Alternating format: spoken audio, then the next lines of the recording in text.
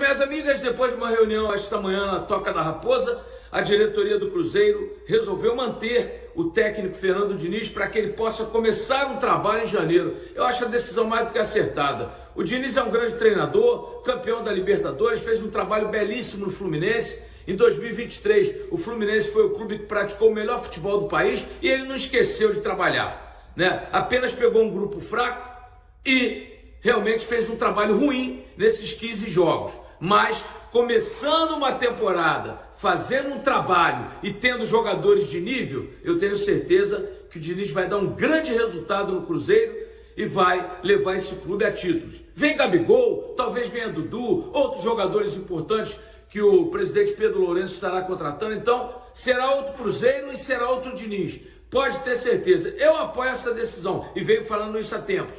A culpa no Cruzeiro não é só do treinador. Os jogadores também estavam muito mal. Ser informado pela imprensa que estava demitido. E aí a gente vai ouvir parte da entrevista dele certamente. Agora. Então vamos ouvir. Porque isso não é sério. Isso pra mim é várzea. Isso não é sério. Olha, eu não tenho apuração se ele fica ou sai. O GE está apostando, inclusive, que ele fica. Né? Tem contrato, né? O Cruzeiro permanece com o Fernando Diniz para 2025. A informação do Gabriel Duarte no GE. No entanto, o Diniz teve a informação de que, em conversas com jornalistas da imprensa mineira, da Rádio Itatiaia, a direção do clube não garantia a permanência dele, e isso foi levado para a entrevista, o Diniz reagiu dessa forma. Eu me sinto extremamente desrespeitado, porque eu estou sabendo isso pela imprensa. O Alexandre Matos me chamou, que falou que tudo pode acontecer, mas uma coisa assim, muito vaga. Eu não posso admitir que uma pessoa me manda uma matéria numa quinta-feira, que eu estou sabendo disso desde quinta-feira, vocês sabem disso. A Itatiaia sabe muito mais do que vai acontecer comigo do que eu mesmo. Eu acho um desrespeito muito grande, mas muito grande. Eu me sinto extremamente desrespeitado, porque eu tive inúmeras propostas de trabalho e vim aqui para trabalhar no Cruzeiro. Então, para mim, é um desrespeito. Desrespeito muito grande. Tá? Muito grande mesmo. Que não teve clareza nas coisas. Então, eu estou sabendo assim, eu recebo uma mensagem de quem manda numa quinta-feira após Grêmio. Aí, na outra quinta-feira, eu já estou sabendo que eu estava demitido na quinta. Que foi vocês mesmo que começaram a divulgar. Eu não acompanho vocês, não acompanho nada. Mas de tanto falar, com tanta riqueza de detalhes, chegou para mim, o Alexandre Matos falou uma conversa assim. Conversa do muro. Se não acontecer nada, então tá tudo certo. Mas eu sou homem para vir aqui e terminar. Eu nunca deixei um trabalho na minha vida. Eu sei daquilo que eu faço, as condições que eu tenho. Então o trabalho, ele foi bem realizado e teve resultados ruins. Em algumas partidas nós jogamos mal. Poucas partidas nós jogamos mal. E o trabalho do técnico é pelo que o time produz. Se fosse para fazer isso comigo, você não devia ter me contratado, eu também não devia ter vindo. Mas eu não me arrependo de fazer, porque eu fiz o certo. Eu vim para a instituição que eu queria vir, que eu tenho um respeito muito grande, joguei aqui e tinha muito mais coisa para fazer. Olha, conjugou no passado. Tinha muito mais coisa para fazer. No entanto, eu repito, se você acabou de estar zapeando, ligou agora, a nossa apuração aqui da nossa equipe em Minas Gerais, no GE, é que ele fica. Mas a briga dele, essa entrevista, as pessoas podem estar achando que ele está brigando com o jornalista. Ele não está brigando com o jornalista. Quando ele fala assim, a Itatiaia, que é uma rádio gigante em BH, em Minas Gerais, sabe mais da minha vida do que eu, ele não está brigando com o jornalista. Ele não está reclamando da Itatiaia. Ele está mandando recado para a diretoria do Cruzeiro. Sim. Porque quem informa a rádio Itatiaia é alguém de dentro do Cruzeiro, segundo ele. Então fica parecendo que ele está bronqueando com o repórter, com o mensageiro ali. Não. A briga dele vai além daquilo ali. Pelo vazamento, por botar na cabeça dele numa bandeja. Porque está muito claro o que está acontecendo. Você começa a vazar notícia e vai sentindo a temperatura da opinião pública. E um cara sério como esse fica no meio do caminho, é muito ruim. É um desrespeito. Muito contundente, muito forte. Muito forte, cara. Eu ficaria com o Diniz. Eu, diferentemente dele, acho que o trabalho não foi bom. Mas eu acho ele muito bom treinador. Eu acho que ele, começando a temporada do zero, ele tem tudo para fazer o Cruzeiro, botar o Cruzeiro nos trilhos. Mas eu só não concordo com essa parte, que ele diz que o trabalho dele foi bom. Eu não acho possível. Eu adoro o Diniz como técnico. Mas ele fala, o trabalho foi bom, mas os resultados foram ruins. como a gente... Talvez o trabalho seja o dia a dia, exato, né? Como a gente avalia sempre em função dos resultados. Mas como avaliar, assim, isso é uma questão, assim, por mais que eu tenha uma admiração profunda pelo profissional, pelas ideias, por aquilo que ele representa, eu acho importantíssimo esse personagem do Diniz no futebol, para nos lembrar que a gente não pode avaliar só o resultado. Por outro lado, eu acho que ele é muito radical em desassociar completamente o resultado da análise, como ele acha que ele tenta fazer. Porque eu não vejo como avaliar não só futebol, qualquer atividade profissional, deixando de fora o resultado. Assim, eu não vejo, especialmente no futebol, onde se vive tanto disso. Eu não consigo enxergar como é possível avaliar futebol sem... porque futebol não é ginástica, que você dá uma nota para o desempenho do time. Não é. É questão objetiva, né? Então, assim, o resultado é fundamental. E ele é grande porque ele tem resultado. Se ele não tivesse vencido a Libertadores, se ele não fosse um treinador de resultado... Chegou a seleção brasileira. Ele não estaria onde ele está hoje. Então, assim, resultado é muito importante, cara. Mas o que eu acho... E o resultado... E o futebol do Cruzeiro com o Diniz não foi bom esse ano. Não foi. Não foi bom. Então seria justo, eu acho que pelo processo, você chamar e falar, ó, vamos romper, porque acabou não dando certo, a gente apostava em você para 2025, a gente se antecipou numa contratação. O Cruzeiro fez tudo errado esse ano, gente.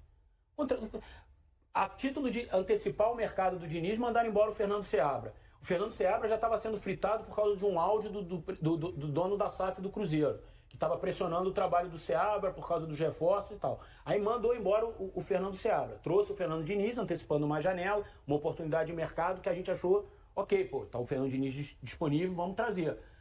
Então, aí, ok, não deu resultado, então chama o cara, olho no olho e fala, não deu, Fernando, vamos pagar a multa e você vai embora, ok? Agora, esse tipo de processo de fritura, pra mim, é muito feio. Mas eu seguiria com ele, como o feio. Led, se a decisão fosse minha, eu seguiria com o Diniz para o que vem. Dar a chance dele fazer uma pré-temporada, indicar os reforços que ele... Ou manda embora. Que ele Não frita o gostaria cara de assim. contar, porque assim, ele já pegou uma obra pronta, o elenco estava montado. Então assim, eu entendo que é razoável, assim, é quase lógico que o Cruzeiro dê mais chance a ele. Pelo que a nossa reportagem apura em Belo Horizonte, é inclusive o que vai acontecer. A informação que eu acabei de receber, ficou. Ficou. Diniz Então, foi assim, firme em relação ao que eles pensam pro Cruzeiro, convicção, verdade e tal, mas ficou no Cruzeiro. eu acho que é a melhor decisão para O ambos. Gé já tinha informado, dá um crédito ao nosso... Para Diniz e para Cruzeiro. Primeiro erro quase amador do Pedrinho no comando de 2024 do Cruzeiro, ele se chama contratar Alexandre Matos. Ninguém contrata o Alexandre Matos em 2024 e sai impune. O cara montou um elenco grotesco no Vasco, gastando uma barbaridade esse ano. Não seria diferente no Cruzeiro. Inclusive, eu não vou citar ela no vídeo, porque eu acho que ela é quase o concurso aqui no que a gente está falando. Tudo que veio a seguir, tudo que veio na sequência, para mim, passa centralmente pela escolha do Alexandre Matos. Todos os erros em sequência, todas as bizarrices em sequência, passam pelo erro de contratar o Alexandre Matos. É ele que é gestor de futebol. Porque eu parto do princípio que o Pedrinho é um cruzeirense apaixonado, desesperado pelo Cruzeiro. Eu acho que ninguém discute isso pela quantidade de dinheiro que ele já injetou no clube, pelo como ele já ajudou o Cruzeiro, sem cobrar de volta, enfim. Não é sobre isso. O Pedrinho, de fato, é um alucinado pelo Cruzeiro. Só que ele não sabe como gerir um clube de futebol. Ele sabe como gerir a rede de supermercados dele. O futebol tem as suas nuances próprias. Não, e também longe de mim dizer que, por exemplo, eu sei gerir futebol e o Pedrinho não. Eu também não faço ideia. Mas eu sei que o futebol tem as suas nuances próprias, as suas dificuldades próprias, e ele tem que contar com alguém que entenda futebol do lado dele. E esse alguém, em 2024, não é o Alexandre Matos. O Alexandre Matos faz futebol de uma maneira muito, diria, muito parecida com o que era feito no futebol há 10 anos atrás, há 8, 10 anos atrás. Então, esse é o primeiro erro que eu acho que escalona para todos os outros. Depois disso, temos a saída do Seabra e a chegada do Diniz. Já falei algumas vezes por aqui, eu não vejo problema na demissão do Seabra naquele momento. Apesar de quando foi a demissão, eu ter falado aqui no canal que eu discordava, achava que o Fernando Seabra tinha condição de mudar e etc. Mas eu entendo, foi repetindo o que eu falei à época, eu entendo. Por quê? Tem duas coisas principais aqui. Primeiro, a sequência do Cruzeiro. O Cruzeiro estava jogando nada naquele momento. De fato, era um problema o nível de futebol que o Cruzeiro vinha apresentando, que depois da chegada das contratações, o Seabra perdeu A minha sensação é que ele perdeu aquele fio que vinha acontecendo, que o time tinha confiança, que o time vinha jogando bem, que o time tinha variação tática, que o time tinha um jeito bem legal de jogar futebol. Isso foi se perdendo aos poucos. O quão impacto do áudio do Pedrinho teve, não se sabe. O impacto interno da pressão que o Pedrinho fez, não se sabe. Mas eu prefiro analisar o que eu sei, o campo. De fato, o trabalho vinha regredindo. Então, a demissão do Fernando Seabra, que inclusive salvou o Bragantino, né? Terminou a temporada salvando o Bragantino do rebaixamento. Essa demissão, ela é uma demissão que, beleza, ela tem argumentos. O cara não era o treinador do novo dono. Tudo bem, o dono trocou, ele quer outro treinador. Tudo bem, tá tudo dentro da linha da bola. Apesar de eu achar que, se quisesse demitir, tinha que ter demitido antes. Teve parada pra Copa América, teve um monte de coisa. Poderia ter demitido antes, tá? E aí, o maior erro foi contratar Fernando Diniz. A contratação do Fernando Diniz ela é um absurdo, ela é um grande erro para 2024. Porque todo mundo sabe que o Diniz precisa de tempo para fazer os times dele andarem, os times dele jogarem. Isso vindo de um ano no qual o Diniz estava muito mal. O Diniz fez um 2024 péssimo. Um 2024 com muitos problemas de fazer com que tanto o Fluminense quanto o Cruzeiro tivessem um jogo confiável, um jogo controlado. Fazer com que o Fluminense se defendesse minimamente bem ou fazer com que o time atacasse com organização. O Cruzeiro, com pouco tempo para trabalhar e um trabalho em 2024 ruim do Diniz, não era um time reativo, não era um time propositivo, não era um time de posse de bola e também não era um time de pouca posse de bola, um time de bola aérea, era um nada. O Cruzeiro do Diniz foi um grande Frankenstein, um grande mondrongo, uma grande coisa grotesca, porque não fazia nada bem. E aí, chega o Diniz, praticamente já classificado para a semifinal da Sul-Americana, tendo ganhado do Libertad fora de casa, num bom jogo do Cruzeiro. Depois disso, talvez um dos últimos poucos bons jogos do Cruzeiro, esse Libertad fora de casa. Tudo bem que a força do Libertad não era das maiores, mas um dos últimos melhores jogos. Aí ele em casa, o time acaba terminando de se classificar, meio devagar, mas se classificou. Pega uma semifinal contra o Lanús, que tem problemas no jogo em casa. Isso se classifica fora de casa por uma grande atuação do Caio Jorge e uma grande atuação do Cássio. E faz aquela final, aquele primeiro tempo da final grotesco, como fez contra o Racing e perde a Sul-Americana. E no Campeonato Brasileiro a coisa foi degringolando aos poucos, todo mundo vendo, a olho nu a coisa estava grotesca.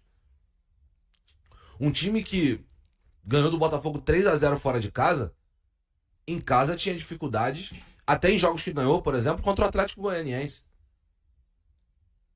Time com muitas dificuldades, muitas dificuldades. A vitória contra o Criciúma, por exemplo, uma vitória com sofrimento no final. Se não fosse o Cássio no final, porra, o que teria acontecido? Aliás, a vitória contra o Atlético Goianiense foi, até ver aqui, não era o Diniz, né? Não era o Diniz. O Diniz assume contra o Vasco na 28ª rodada. Fluminense, Bahia, Atlético Paranaense. Tá bom, eu citei aqui CH Atlético Goianiense, mas não era ele, só pra ser justo.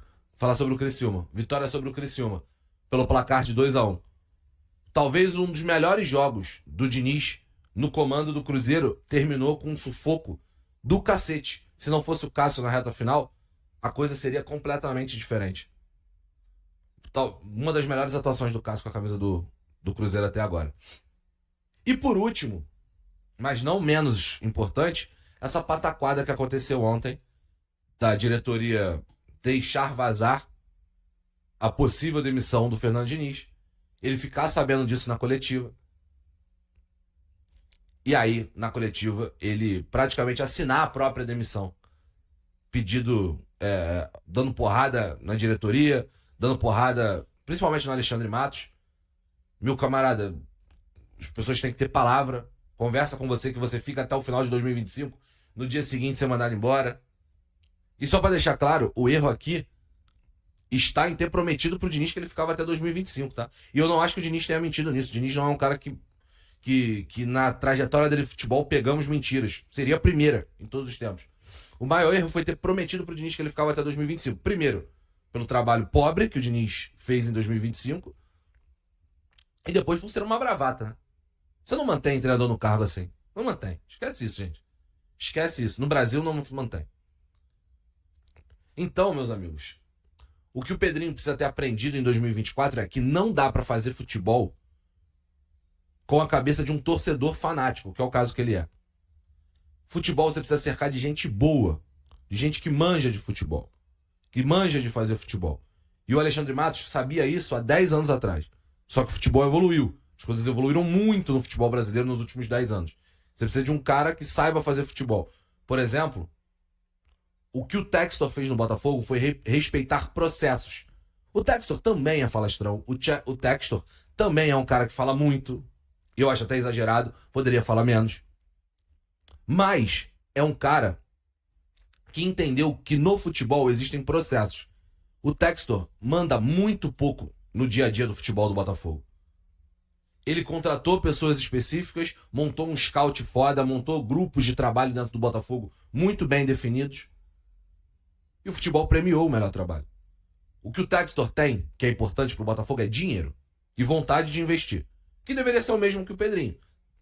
Agora, para 2025, o Pedrinho precisa entender sobre processos. Montar núcleos de processos que sejam relevantes para que o Cruzeiro desenvolva e não termine o ano sem dar um passo à frente. Porque com o Ronaldo, no ano passado, o Cruzeiro terminou o ano classificado para a Sul-Americana. Nesse ano, termina classificado para a Sul-Americana. Tem um passo de que no ano passado o Cruzeiro quase foi rebaixado, classificou para a Sul-Americana pela quantidade de vagas que tem, e nesse ano ficou em nono. Obviamente, deu um passo, teve um passo, mas esse passo foi dado antes da decisão de mandar o Seabra embora, mas principalmente de contratar o Fernando Diniz, que é a grande decisão do Pedrinho foi contratar o Fernando Diniz.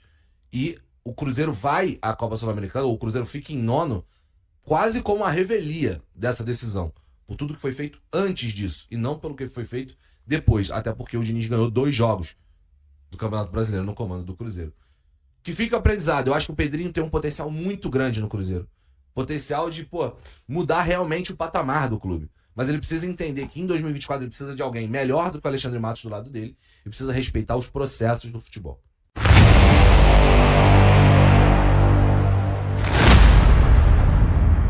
A Sociedade Anônima do Futebol, SAF, do Cruzeiro iniciou a reformulação do elenco para a próxima temporada. Nesta segunda-feira, o clube confirmou as saídas de 5 jogadores: Álvaro Barreal, Gabriel Grando, Wesley Gasolina, Ramiro e Rafa Silva. O atacante argentino, que chegou por empréstimo no início do ano, não terá seu contrato renovado. Os demais atletas têm seus vínculos encerrados no fim de 2024. E aí, galera? O que acharam? Deixe nos comentários. Não se esqueçam de deixar o like e de se inscreverem no canal e ativar o sininho para receber as notificações. Até mais, Nação Celeste! Vamos pra frente!